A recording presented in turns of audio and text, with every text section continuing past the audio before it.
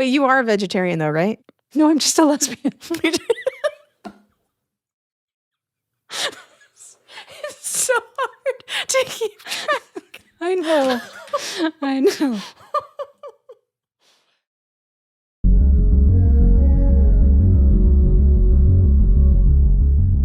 Hello and welcome to Optimist Economy. I'm Catherine. I'm Robin. On this show, we believe the U.S. economy can be better, and we talk about how to get there one problem and solution at a time.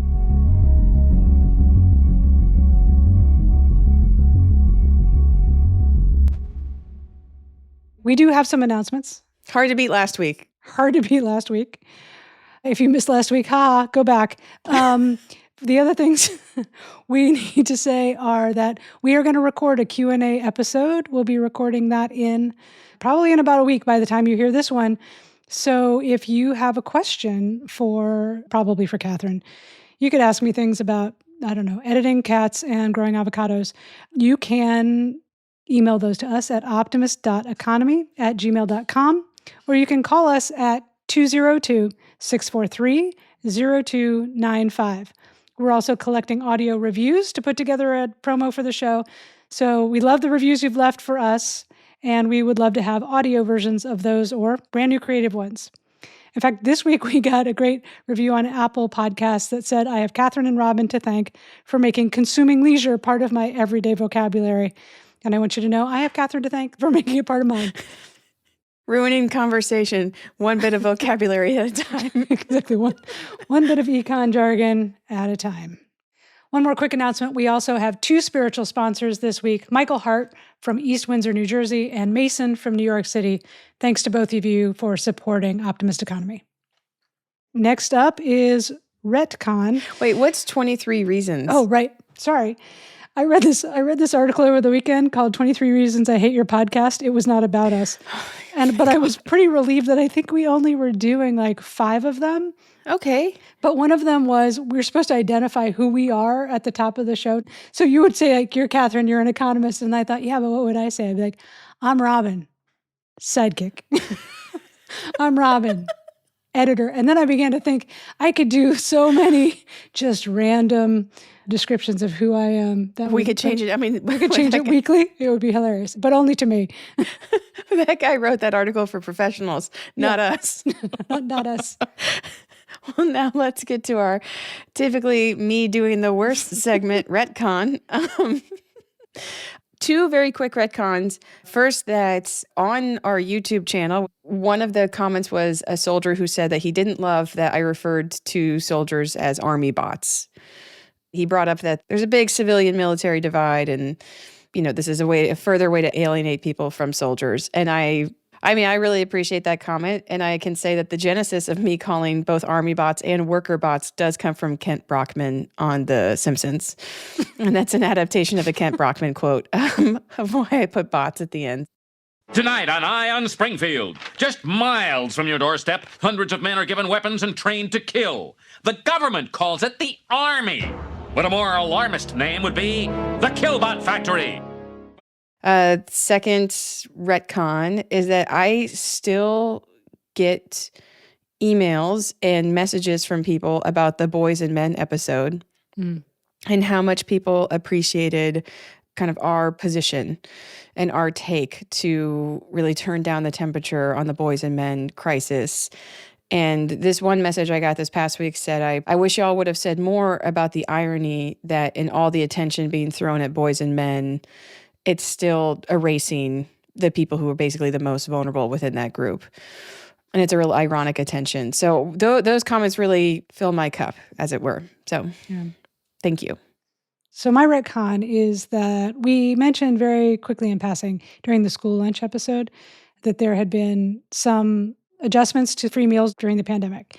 So I went back to try to look that up. And during the pandemic, indeed, Congress authorized the USDA to give free meals to every public school child in the country. Long story short, it did not get extended, but part of the reason that there is such a school meal debt problem is that basically everyone was given free meals and then it was taken away. And there have been 2 bills introduced, including one this year, to eliminate that school meal debt. Senator Fetterman led the introduction of the School Lunch Debt Cancellation Act in March of this year. Also, Peter Welch of Vermont and Richard Blumenthal of Connecticut also introduced the legislation. Great. Terms and conditions. Terms and conditions. What did you look up this week? This is generally what we call, what did you look up this week? What did you look up this week? Well, related to our centerpiece, I looked up the word pathologize, which means to view or characterize as medically or psychologically abnormal. I mean, the only context I have ever heard this is people like to pathologize the poor and decide that poor people are different from us psychologically, and that is a kind of a constant challenge when it comes to designing and advocating for anti-poverty policy, is that there's I was trying to find out if pathologization was a noun, and then I was like, doesn't matter, I wouldn't be able to say it anyway. Too many syllables in that. What I was surprised that the way that it came up more frequently was kind of the vibe of One Flew Over the Cuckoo's Nest or Girl Interrupted, of the way that otherness and differentness and social nonconformity was treated and pathologized in the 50s and 60s. You know, it's interesting because I never realized it was really specifically about being abnormal. But I guess that makes sense because we actually used this word on the show when we talked about Stockholm Syndrome and how the people in that original case were pathologized. Good lookup. Yeah, spoiler, we're going to talk about poor people again. Spoiler alert. Spoiler alert. Which we actually have spoilers because it takes us so damn long to get there, apparently. I looked up the 4 stages of competence, which my new choir director introduced in choir rehearsal 2 nights ago. And I thought he was just sort of making this up or this was a choir thing, but apparently it comes out of psychology and specifically used a lot in business psychology about how people learn things. So the first one is unconscious incompetence. You don't know, and you don't know that you don't know. And then there is conscious incompetence, where you are suddenly aware that you don't know something. And then there is conscious competence. Conscious competence. And I think you and I are kind of like on the bubble between those two things in podcasting. But we have definitely not reached unconscious competence. Sure. Which is like, you don't even have to think about it. You just do it. You do it from muscle memory. How's this? I can confidently say I'm consciously competent as a soccer viewer. I am not unconsciously competent. I mean, it suddenly applies to so many things. I think that's a good goal for how we're doing in podcasting. It's true. It's, it's not a term. It's a condition. And our condition is on the verge of conscious competence. Conscious competence. Love it. So with that kind of lead in to us explaining something in an authoritative way, just want to flag real quick that we're barely competent. Let's talk about economics. Someone here is competent on that. So today for the Big Pilcrow. We need to explain to people what the Pilcrow is too. Yeah, if this is a new episode for you. I'm sorry. I'm sorry.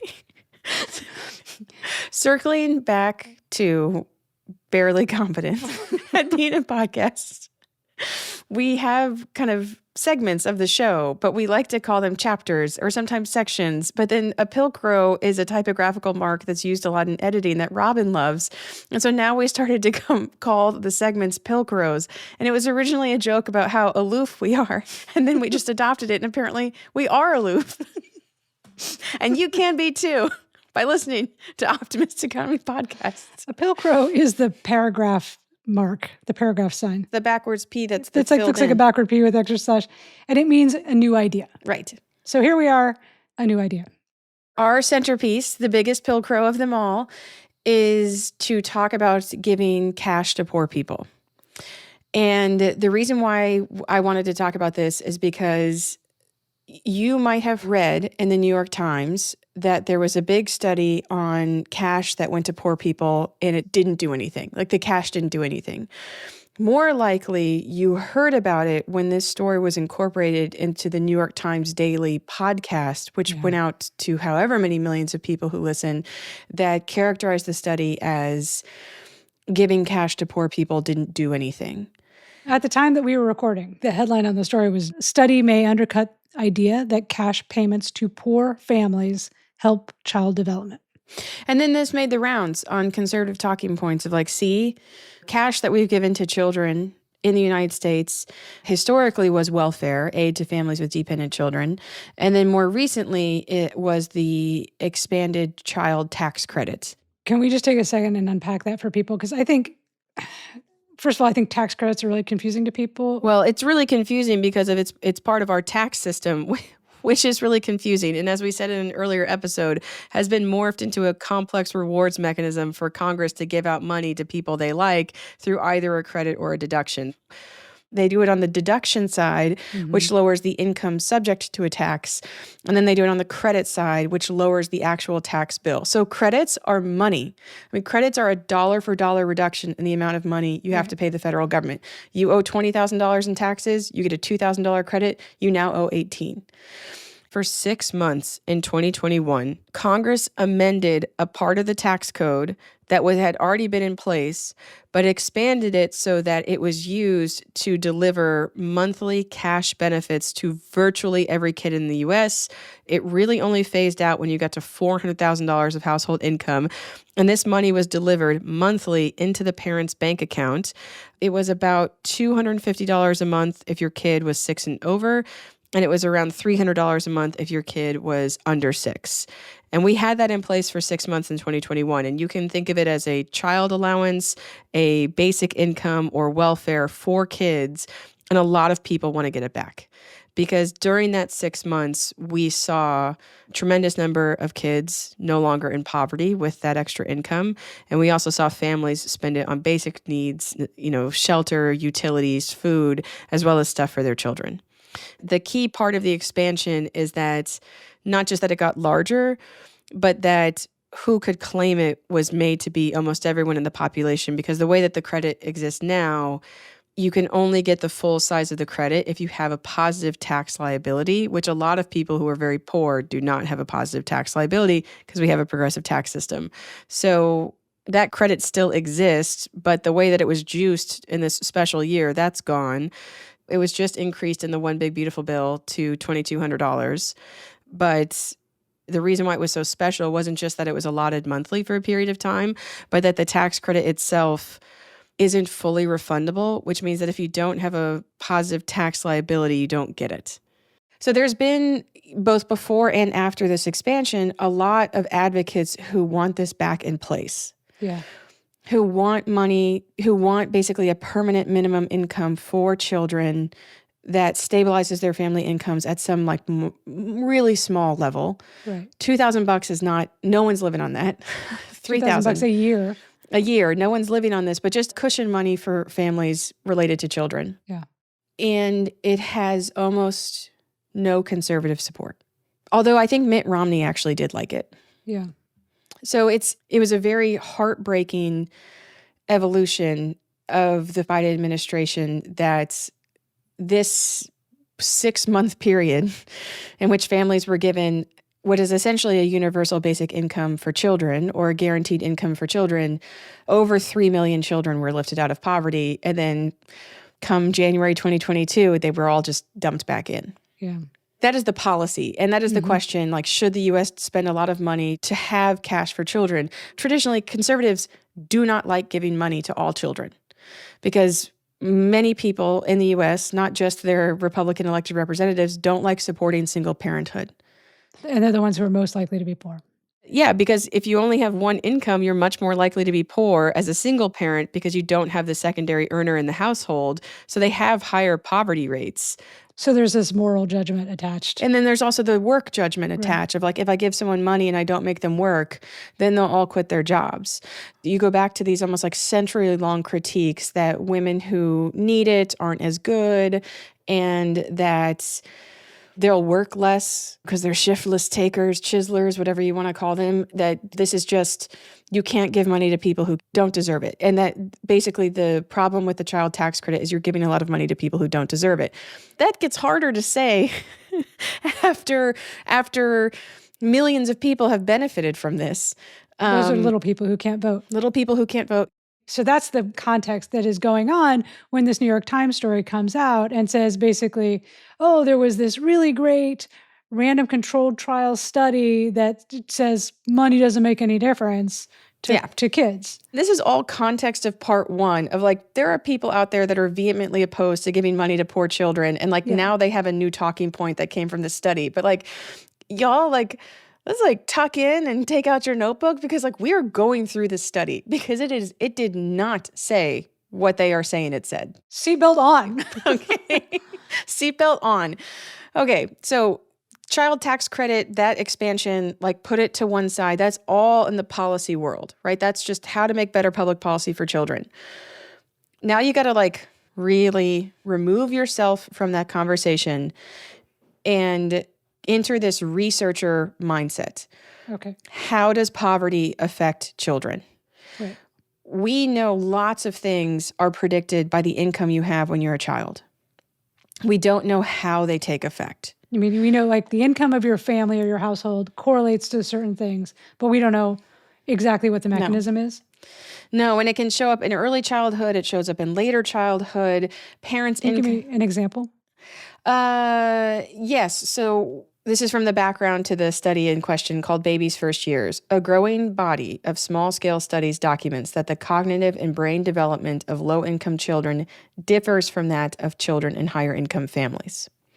Now, that's not a fact. That's a prior finding that some people would call more tenuous than others. But there is this concern that it's not just low income. Something happens to kids growing up in poverty that will affect them through child achievement, school performance, behaviors like attention and self-regulation. And we know that there's a correlation between these things and income.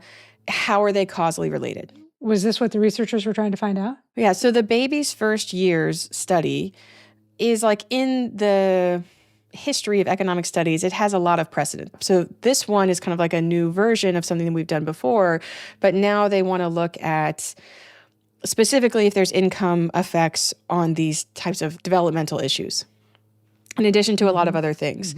So they started in 2018. They recruited around 1,000 women in 4 cities, and they randomized them into getting either $20 a month or $333 a month on a Visa gift card that was replenished. And then moved heaven and earth to get all of the permissions for all of the tests that they were going to collect on these families, get them to sign up, fill out surveys, and study poverty. And I think they could follow what people were spending the money on. They followed what the people were spending money on. They gave the kids, EEGs. They gave them cameras and told them to take photos of what you purchased. Like it's not a policy evaluation. It is a scientific inquiry into poverty in the United States. And something I think people might not appreciate about poverty as it relates to research is that it is a moving target. There's not a ton about poverty in 1955 that is applicable today. Right. Or even 1998, or even 2005. I mean, so much has changed in our economy, in our public policy, and how that affects poverty. That's always evolving. So this is truly a study to try and understand the mechanisms of disadvantage and how they accumulate in children.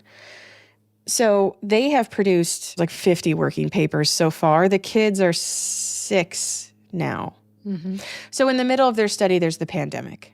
Yeah, God. Right, which is, I mean, it's. I think. I don't know how they didn't just unplug and just like, I don't have the exact statistics, but it was a pretty close.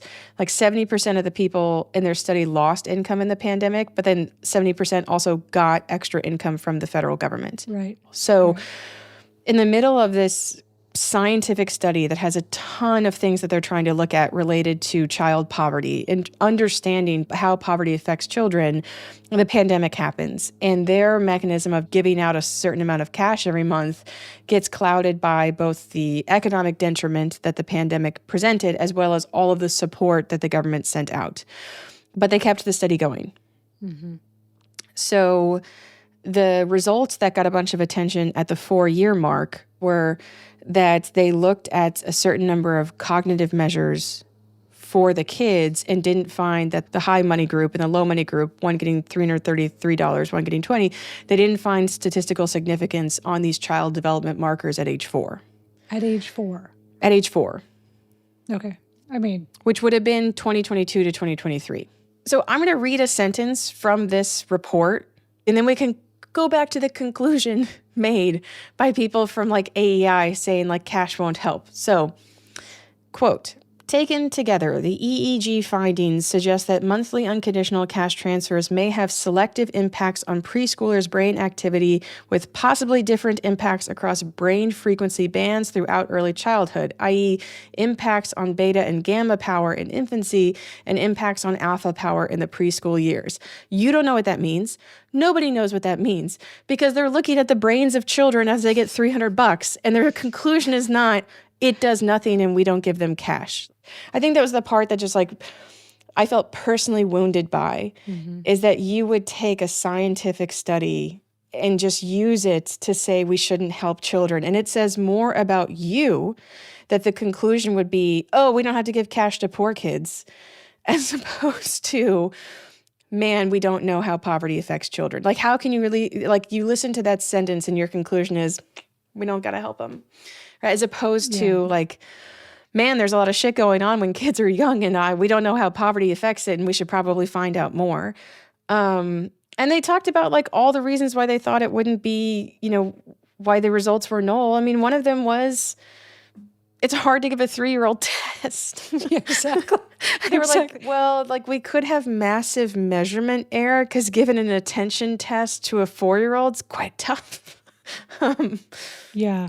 And I think the other thing that was pretty infuriating, the second quote in the story is from Robert Doar, president of the conservative AEI, who supports imposing work rules on aid. And it was such a prominent like quote too of like, yeah, it was really prominent in the story. And when you put a quote like that in a story like that, in that placement like that, it serves a role in the narrative that you're building. It primes people It primes people to read everything after that through that lens. I mean, the quote is, it shows that money alone won't lead to better outcomes for children. That's what he said. And that is way more easy to understand than that thing that you read from the actual working paper. Right? And also not true. He and said also money alone won't lead to better outcomes is categorically not an accurate description of what this study found in one paper. Yeah. To counter that point, this study has found some pretty interesting, I mean, first off, it's not done. So that's one thing to note. Still going. It's not finished. They're still collecting data and putting out research and have lots of questions. So one of their more consistent findings, they tested a ton of outcomes. This is one of many outcomes that didn't have a large result. But what they have found very consistently is that parents spend this money on the kids. They've found increase in spending on books, on toys. It's led to slightly like some increases on how much time is spent playing with children because you've bought toys for them. They talk about the things that they've bought for their children or what they use this monthly $333 for. And it's like a lot of Christmas trees. Things that you would go without. Things that you would go without, like child's mattresses that are on a bed instead of a floor. Or a kid who has an actual winter coat in the Twin Cities or in Omaha instead of wearing 4 layers of sweatshirts. We don't know what that does. I don't know what that does. They don't know what that does. We don't know what it means to have a way for children who grow up in poverty to have some type of normalization of what is in their life. We don't know what that means. I don't know that that doesn't have an effect. I don't know if that effect isn't worth the tax investment of Americans to have kids in America have a normal, non-stigmatized life. And to make such a conclusion as that was so... And for the conclusion not to be, turns out $330 isn't enough. Yeah, turns out $333 isn't enough. So I wanted to make sure that like that study got its due, that we are in this age of attacking experts. Yeah. And I wouldn't want anyone to have the reaction like, how bad are these people at their jobs that they're not finding cash helps families? Like, I wanted to give these people the respect that they deserve for the study that they put in that is still in the field, and to remind listeners that people will jump on what they can to push something that they were already going to push anyway. Yeah. Now that I'm incredibly pissed off at how you would describe this study, let's do like a little bit of context for how much money these families got. That money that parents got from the Baby's First Years study is more than 90% of American households will get back in the One Big Beautiful Bill. They got $4,000 a year allocated monthly from the Baby's First Years study, which you just called useless. So the less than $4,000 a year that goes to the bottom 90% of tax filing households in the One Big Beautiful Bill, what is that supposed to do? That costs $4.6 trillion. What is the evidence for giving out that much money through the tax system? Through the tax cuts? Yeah. I mean, you're giving less through the One Big Beautiful Bill to a family that makes $150,000 a year, and that is supposed to be worth a $4.6 trillion investment. But giving $300 to kids who get Christmas trees, we can't do it. I just the level of hypocrisy that comes from it's okay to give people small amounts of cash through the tax system as long as it doesn't go to poor children because they don't have outcomes to prove it. Make a top 10% household who's getting $13,000 back a year prove their outcome. Yeah, exactly. Like, when was the last time you put someone who makes $400,000 a year up to an EEG and test their development? Like, the length that poor children have to go to get assistance in this country. And like, oh, you make $400,000 a year? Here's a $14,000 check from the federal government. You'll get it every year for the next 10. We'll never ask you what you did with it. We'll never ask you what you spent it on. I'll never test your EEG. I won't check how much you work. I'll never look at your labor supply. You don't need to do any of that stuff. You're a rich person. I'm going to give you 3 times what an experiment gave poor children and come to the conclusion that those kids don't need it. I have been assigned to write about this for Bloomberg, and I'm so fucking mad. I've written like 2 drafts in all caps. Like, they're never going to publish this. And I mean, like, the number of times I like highlight like the nerve, and it's just like, that's like the nerve of you. And that's like in size 60 font. And I'm like, well, this looks like something a serial killer wrote. But to be fair, the study team would be really pissed off at me if I said that, because they would be like, this is not a study to prove children are worth getting money. This is a study to understand child poverty. And I'm making the same mistake in real time right now. And I know that I would get a polite but fair email from one of the PIs who would be like, Catherine, no. We are not trying to prove the worth of children. We are trying to understand poverty, and you're making the same mistake in a different direction. She was tough. I won't lie. She's at Wisconsin. She was tough. Exacting. An incredible mentor. Go Bucky. We knew we were doing this episode. I was reading.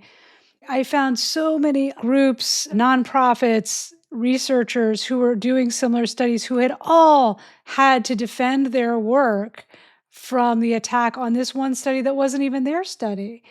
And there are programs in Flint, Michigan working on this kind of stuff. There are programs in Chicago working on these questions.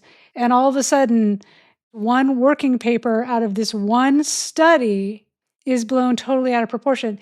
And we know this happens. I mean, it happens in all sorts of aspects of our political discourse. You may be too young to remember the thing about George Herbert Walker Bush going to the grocery store and supposedly not knowing about what a grocery scanner was. And so it got retold, like as if he didn't know what a barcode scanner was. But what he actually had seen was, this is again going back a day, you would write an actual paper check for groceries, and it had a scanner that would read the numbers on the bottom of the check and verify the check. And it was like physically, it would go through, it go zip, and it would zip it through and read the numbers. And that's what he was talking about.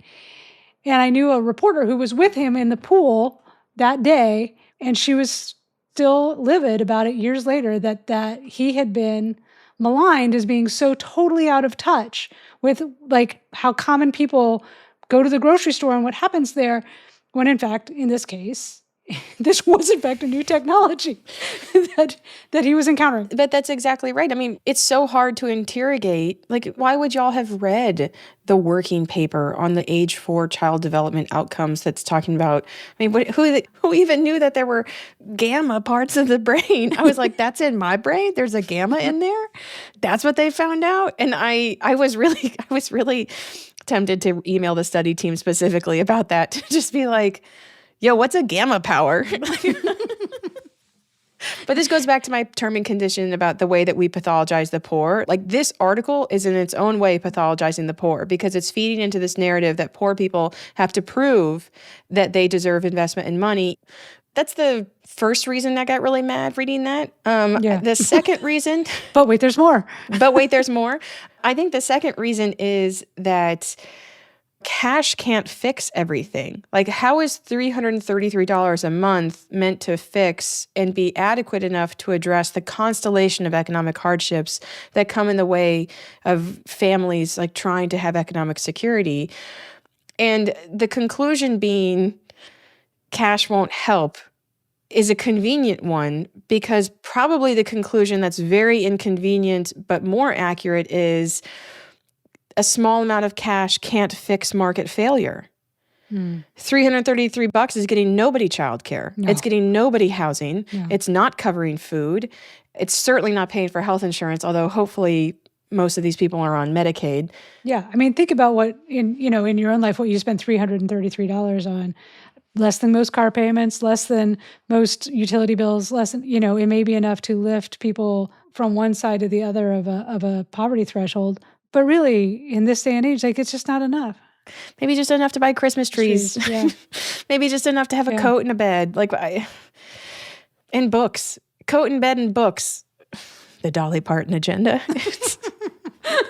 Like, even if you were to take on face value of like, okay, I'm looking at all these results and I'm looking at everything that this study has produced over the past 6 years. And I'm starting to think that this amount of cash is simply insufficient to overcome the struggles of poverty.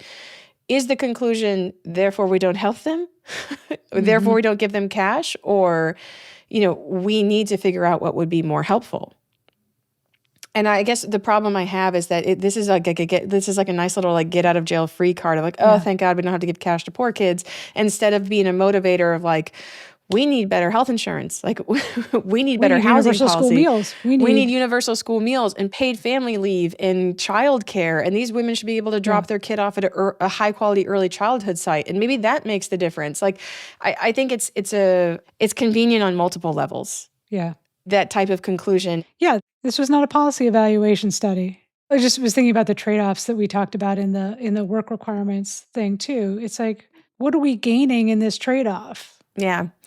Some of the first cash studies were of income maintenance experiments. In the 70s, in the late 60s and 70s, there was support for negative income tax and family assistance plan of having something like a universal cash benefit given through the tax system or given to certain families. And they ran a series of experiments in the 70s. Denver and Seattle were the two largest. They're called SIME and DIME, the Seattle Income Maintenance Experiment and the Denver Income Maintenance Experiment or evaluation. I always get part of the acronym wrong. If it's 4 letters, I'm getting one of them wrong. Right? It's going to be spirit, but not letter.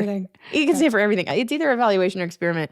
But in that one, they did these 2 big experiments and they found kind of 2 results. One was that there was a reduction in labor supply. People worked less. Certain people worked less. And they didn't look at any broader outcome of why they weren't working. It wasn't that holistic. The most of the study was to see if you gave people a negative income tax, would they work less? And they did. But then one of the other large findings was that it led to a lot of divorce. Oh, it's pretty. Turns out, it's really funny if you think of, darkly funny. You've got to really tap this kind of dark humor of American cultural history place. But one of the things always levied against welfare, traditional cash welfare that was ended in 1996, is that it encouraged single parent families. Because if you got married, you would lose the benefit. So you were going to stay a single mom. So the negative income tax studies basically use the incentive to be married or not by giving them the same amount of money. And a bunch of women left their husbands. Yeah. And so it kind of presented what should have been the number one research question to come out of all of these studies of why are so many women leaving their husbands and how it relates to income. And maybe that's the reason why we have so many single parents, is because they don't want to be married to these people. And even if you gave them the same amount of money to be married versus not, they chose not.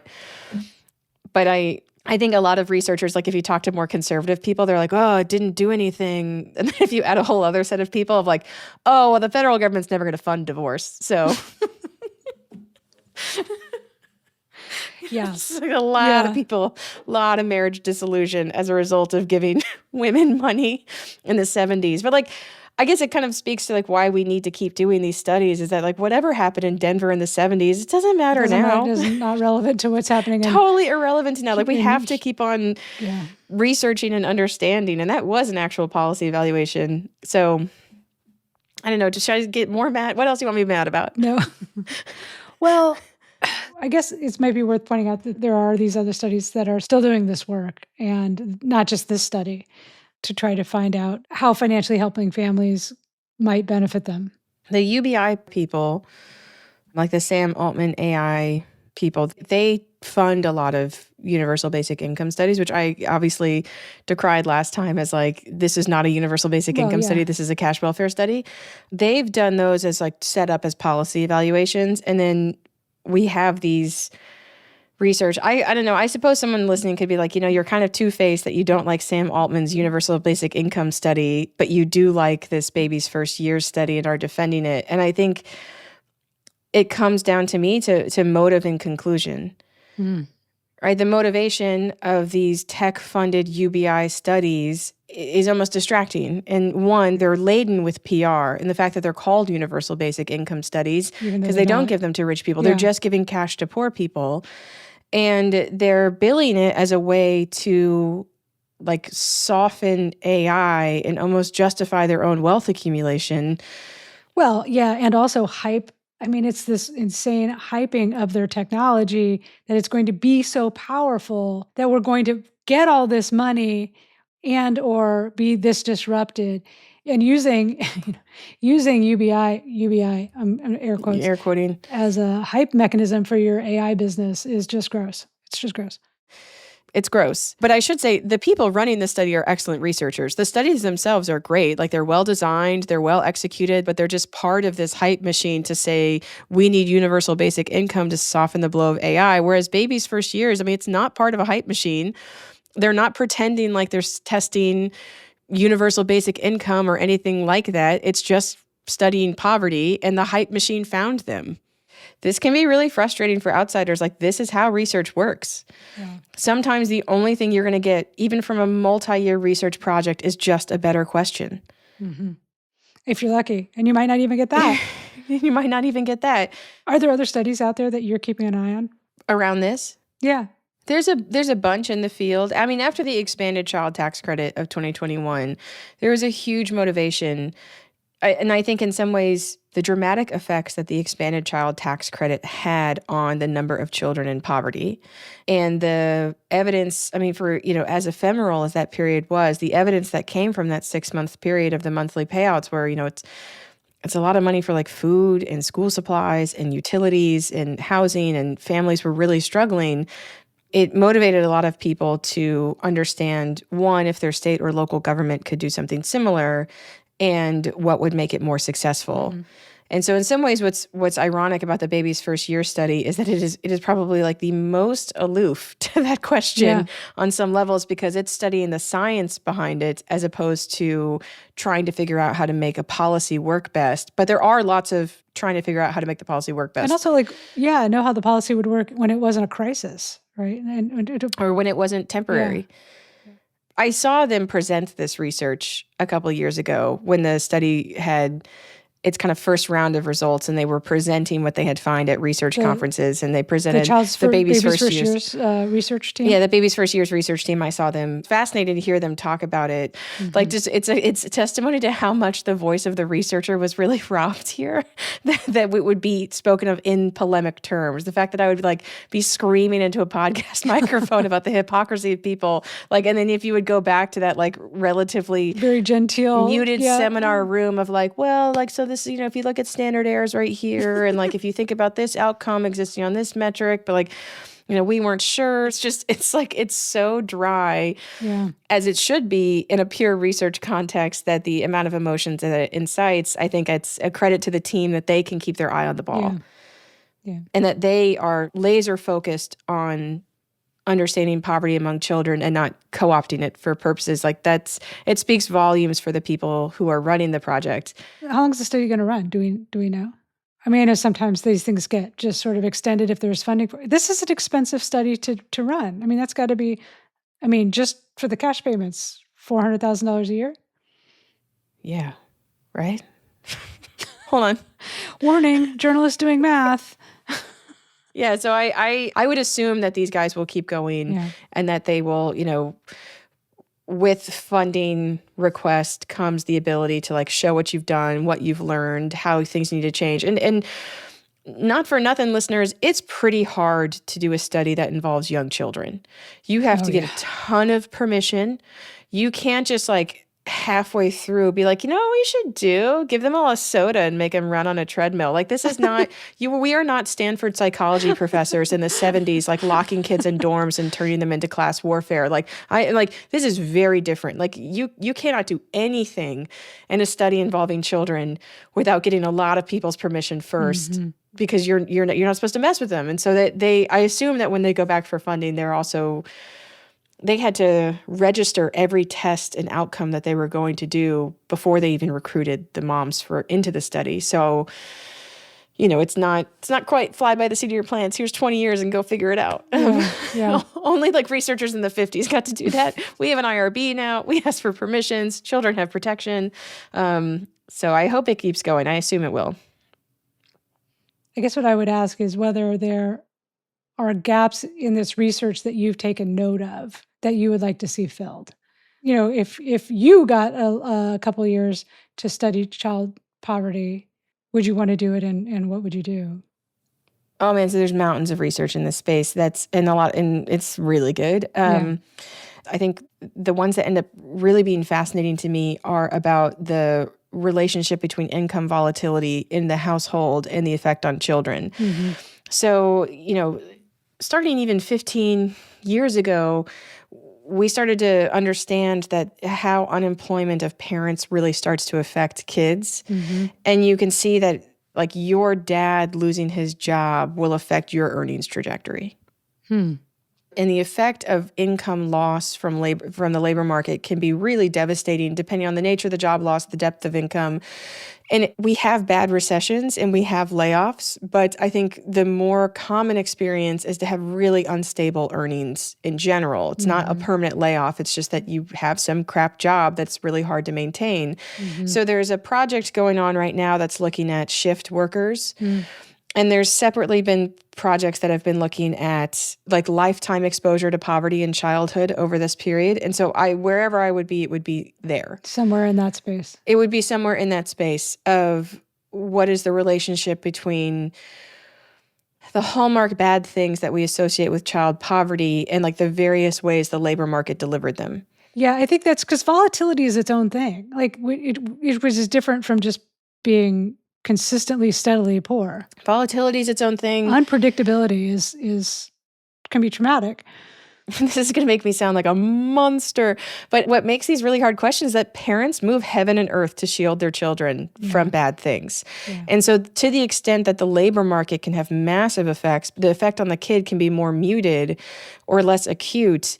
It says a lot about parents. It says a lot about parents and kind of goes back to the pathologizing of the poor. That, we look at things like the brain of a child who grows up in poverty has slightly different markers than the brain of a kid who doesn't. And it's really easy to say like, well, poverty makes people bad parents. And I don't like that conclusion. I've never liked that conclusion. I think success can make people bad parents too. I think a surplus of money in your household can also make you a terrible parent.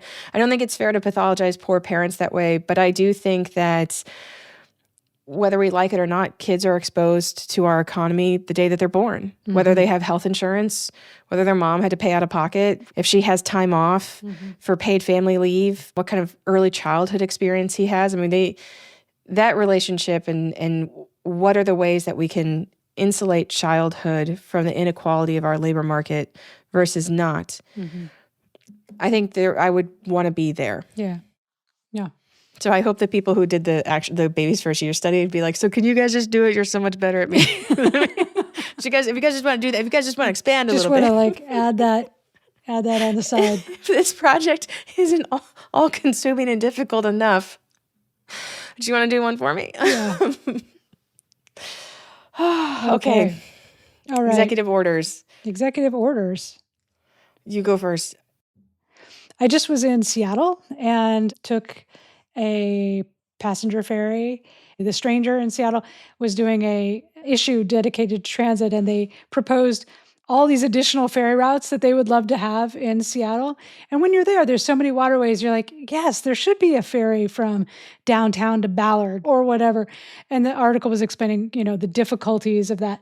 And then I came back, and there was an article in the LA Times saying that there are proposals to add ferries in Southern California, which would also be amazing. And there used to be ferries from Malibu to Santa Monica, and then maybe further down into the South Bay. But that they're saying maybe they could go to Orange County, or there are boats that go to. Sorry, can you imagine an Orange County ferry?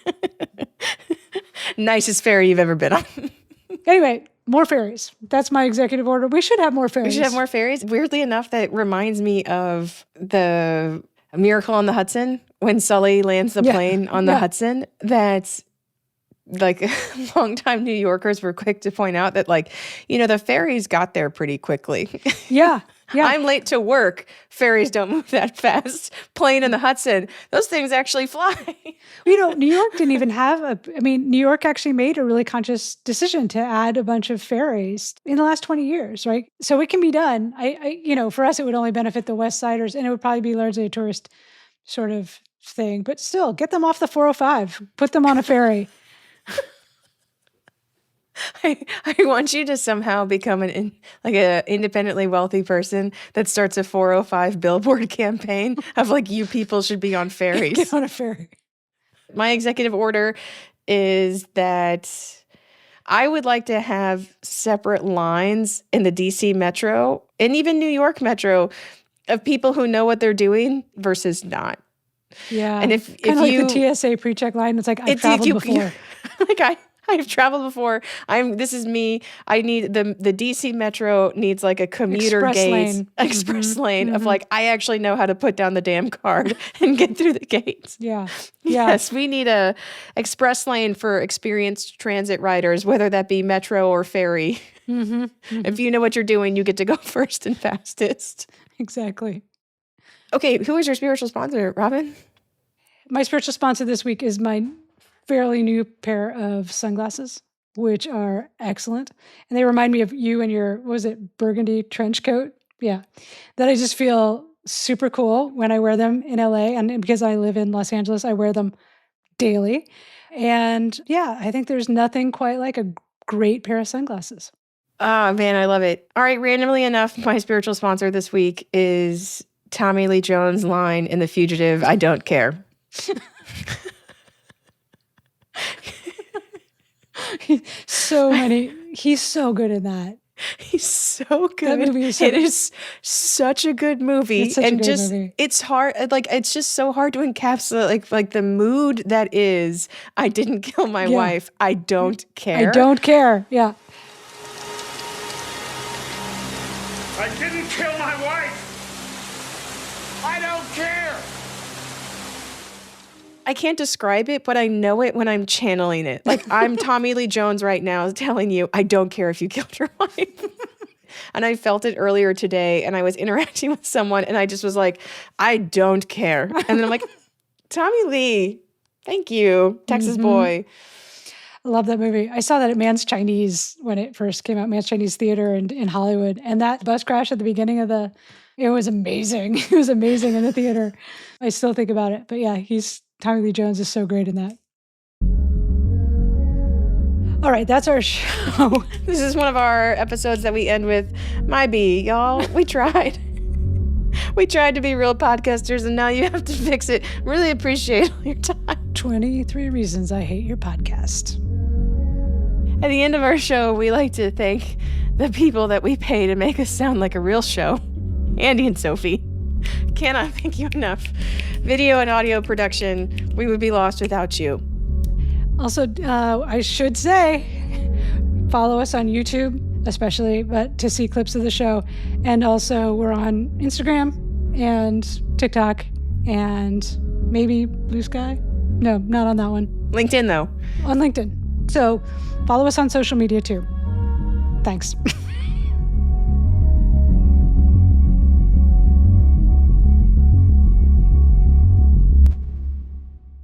Gonna have to work on that.